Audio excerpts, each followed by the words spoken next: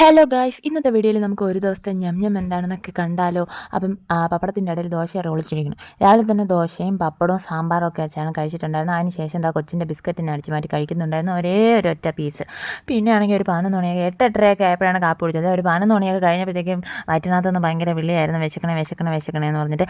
എന്തെങ്കിലും ഹെൽത്തി ആയിട്ട് കഴിച്ചാലോ എന്ന് പറഞ്ഞ് അടുക്കളയിലോട്ട് കയറിയപ്പോഴത്തേക്കും കോപ്പാണ്. ഹെൽത്തി ആയിട്ടൊന്നുമല്ല, അവിടെ ആകെ അമൃതത്തിൻ്റെ പൊടി മാത്രമേ ഉണ്ടായിരുന്നുള്ളൂ.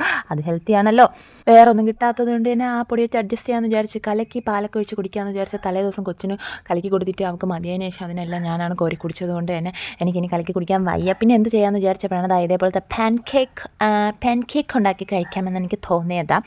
പാൻ കേക്കല്ല, ഇങ്ങനെ ദോശ പോലെ കലക്കിയിട്ട് ഉമ്പടിയായിട്ട് ചുട്ടിട്ട് അതിൽ കുറച്ച് നെയ്യോ എണ്ണയോ അങ്ങനെ എന്തെങ്കിലും ഉണ്ടെങ്കിൽ കോരി ഒഴിച്ചതിന് ശേഷം ചുട്ട് പറക്കി അങ്ങോട്ട് തിന്നണം. നമുക്ക് വിശമ്പ് തീർന്നാൽ മതിയല്ലോ, അത്രയും ഞാൻ അപ്പോൾ വിചാരിച്ചോളൂ. അതെല്ലാം അടിച്ച് തിന്നതിന് ശേഷം പിന്നെ 11 മണി പിന്നെ ഒരു മണിയൊക്കെ കഴിയുമ്പോഴത്തേക്കും വീണ്ടും ചോറ് കഴിക്കാനുള്ള വിശപ്പ് വരുമല്ലോ. അങ്ങനെ ഞാൻ ചോറ്, രാവിലത്തെ സാമ്പാർ, തോരൻ, പിന്നെ തെരച്ചി മീൻകറി, പപ്പടമാണെങ്കിൽ വലിയ പപ്പടം കട്ട് ചെയ്ത് പൊരിച്ചത് കൊണ്ടാണ് അതിങ്ങനെ ത്രികോണ എന്ന് പറഞ്ഞിരിക്കുന്നത് എൻ്റെ പപ്പടം.